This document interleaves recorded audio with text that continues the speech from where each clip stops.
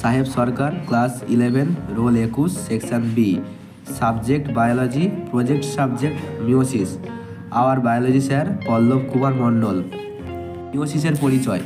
Meiosis হলো একটি প্রক্রিয়া যা যৌন জননের জন্য গ্যামেট তৈরি করে। এটি একটি বিশেষ ধরনের কোষ বিভাজন যা ক্রোমোজোম সংখ্যাকে অর্ধেক করে।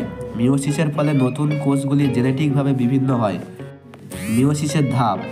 মিওসিস দুটি প্রধান ধাপে ঘটে, মিওসিস 1 এবং মিওসিস 2। প্রতিটি ধাপে বিভিন্ন স্তর এবং কার্যক্রম ঘটতে থাকে।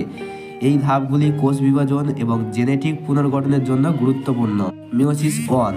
মিওসিস 1-এ হোমোলোগাস ক্রোমোজোমের আলাদা হয়। এই পর্যায়ে ক্রসিং ওভারের মাধ্যমে জেনেটিক বৈচিত্র্য তৈরি হয়। ফলস্বরূপ দুটি হাফ ক্রোমোজোম সংখ্যা বিশিষ্ট কোষ তৈরি হয়। মিওসিস 2।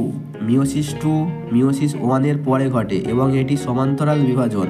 এই পর্যায়ে দুটি হাফ ক্রোমোজোম বিশিষ্ট কোষ বিভক্ত হয়ে 4টি গ্যামেট তৈরি হয়। মিওসিস 2-তে ক্রোমোজোম সংখ্যা অপরিবর্তিত থাকে কিন্তু তাদের সংখ্যা দ্বিগুণ হয়। মিওসিসের গুরুত্ব।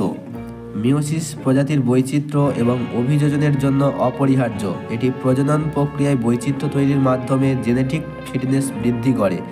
মিওসিসের মাধ্যমে সৃষ্ট গ্যামেটগুলি পরবর্তী প্রজন্মের জন্য নতুন জিনগত সংমিশ্রণ প্রদান করে। মিওসিসের বিরোধিতা। মিওসিসের সময় ত্রুটি ঘটলে জেনেটিক অসঙ্গতি সৃষ্টি হতে পারে।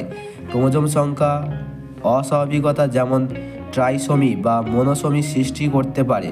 এই ধরনের বিরোধিতাগুলি বিভিন্ন জেনেটিক রোগের কারণ হতে পারে। উপসংহার। মিওসিস একটি জটিল কিন্তু গুরুত্বপূর্ণ প্রক্রিয়া যা জীববিজ্ঞানকে প্রভাবিত করে। এটি জীবের প্রজনন এবং বৈচিত্র্যের মূল কারণ।